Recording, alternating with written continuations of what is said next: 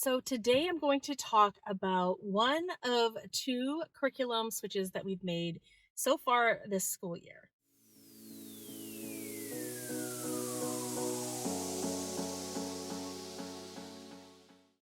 If you're new here, my name is Davine, and I'm homeschooling four kids who are in 7th, 8th, 9th, and 10th grade this school year. And today I'm going to be talking about a math change that I've made for my ninth grader this year. Today is another from the car video. I have to say that this year has been the hardest year to sit down and make videos, and I'm not sure why. I am entering my 5th year here on YouTube. I just had my 4-year anniversary a few weeks ago, and so I don't know if it's a combination of just doing this for a really long time or if it's just the craziness of life. I'm suspecting the craziness of life with 4 teenagers now.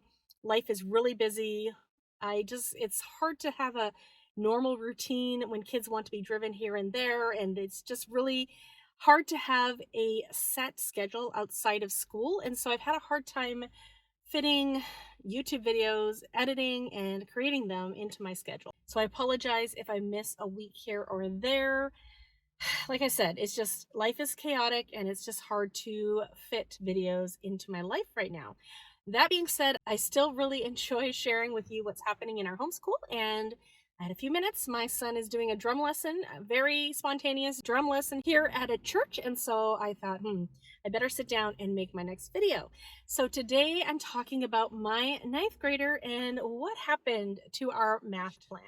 So my ninth grader, she did Denison Algebra 1 in 8th grade. It did take us a little bit longer to complete it. Math is not her favorite subject. We did hit a few sticking points. We had a few points where I needed to bring in some supplements, and so I did that. And so we took the whole 15 months that they allow to finish up her Denison Algebra 1, like to the week. I figured out how much we had to finish before she could take her summer break, and then I made sure that she finished the last 2 units right before the end of the 15 months. And so we used all 15 months for Denison Algebra 1, and the plan was to go into Denison Geometry. But if you watched my video, my high schooler wants to go to public school, this applies to that. So I will link that video below. At the beginning of this year, about 2 weeks into the public school start, this daughter started thinking more seriously about going to the public school for some classes. And in that process, I started thinking about what sort of classes I would want her to take if she were at the public school. And math is one of them. Math is definitely not my favorite to teach. And I'm not sure if her having an in-person math teacher would help or not. We've never tried that before. So I was thinking that is one subject I would like her to take at the school, or at least try at the school. And if that doesn't work, we can always go back to Denison Geometry. But in that video, you will see that we decided not to do anything at the public school this school year. But next year, we are going to look into it. And math is something that she could do there. So I was thinking, why don't I just let them teach her geometry? And I was worried that if we started geometry now, if it was like Algebra 1, it would take us 15 months, in which case she wouldn't be ready for Algebra 2 yet in the upcoming school year. Also, being a year ahead in math and not being a mathy kid, I just thought it was unnecessary to keep pushing in the math area. So I talked to her about maybe waiting until next year to start geometry, and I had an idea for what we could do in the meantime this year for math. At the end of last year, we did a partial credit in financial literacy, and she really enjoyed that. That is the kind of math she likes. She's interested in real life math, saving, investing, things like that. She likes the real practical aspects of math. And so I suggested that we maybe do a half credit of financial literacy. And so I started to do some research. I went into my Facebook groups and I asked people for suggestions on what we could do for financial literacy, and a few things came up. So Masterbooks has a new one. It is a full year course that looked interesting. There's always Bob Jones and Abeka, not really our style in general, but that was something to consider. Of course, Not Consumed has a financial thing. I can't remember what it's called, but they have a consumer math. So I've heard mixed reviews about that one. And then I also have heard of Campfire's financial stewardship. So Jenny, if you're out there. Jenny from, I think it's Homeschooling Teens. I don't really think of her as her channel because I really watch a lot of her updates and stuff. And so I do think of her as Jenny. But she suggested that between not consumer math and financial stewardship from Campfire curriculums, she suggested, especially for a ninth grader, that the financial stewardship from Campfire curriculum would be probably more appropriate.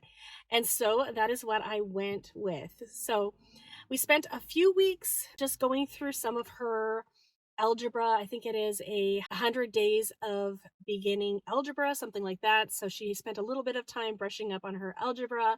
And then once I had a chance to go through this course and plan out her schedule, she was able to start financial stewardship with Campfire curriculums. So here is a look at the course. It is pretty thick once you have it printed up. It is beautiful and colorful.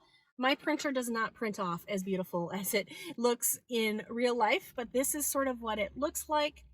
I will say that in buying this and purchasing this, it was a bit of a struggle to get myself to look into it and decide what a lesson would be.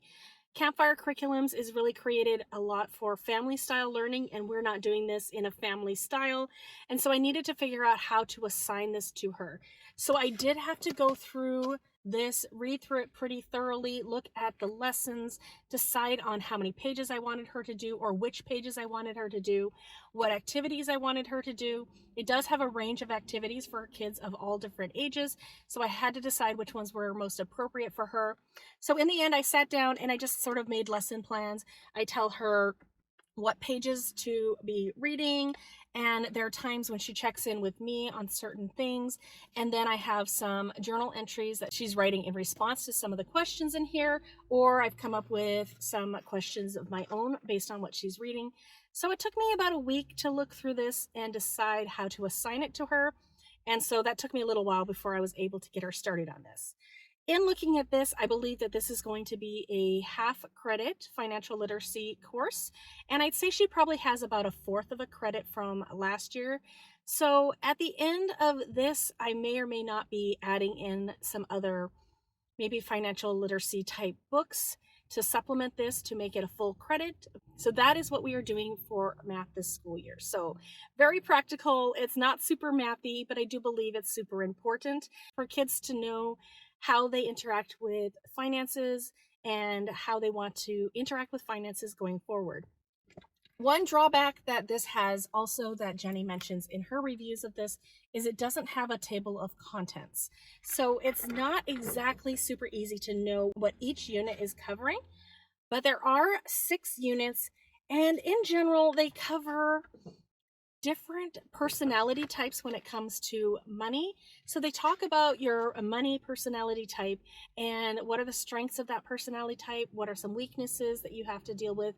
So the beginning is sort of an introduction, and then each unit after that is talking about a little more specifically about those personality types and sort of what they need to look at and learn as they're sort of what they need to be aware of. But of course, all of the units are applicable to all people. And so, yeah, it has some really great information in here. So I think she's really enjoying this so far. I think she's really going to enjoy the practical aspect of this. It's nice to give her a little bit of a break from math, just not being her favorite thing. And I'm sure she'll be fine when she goes to geometry next year.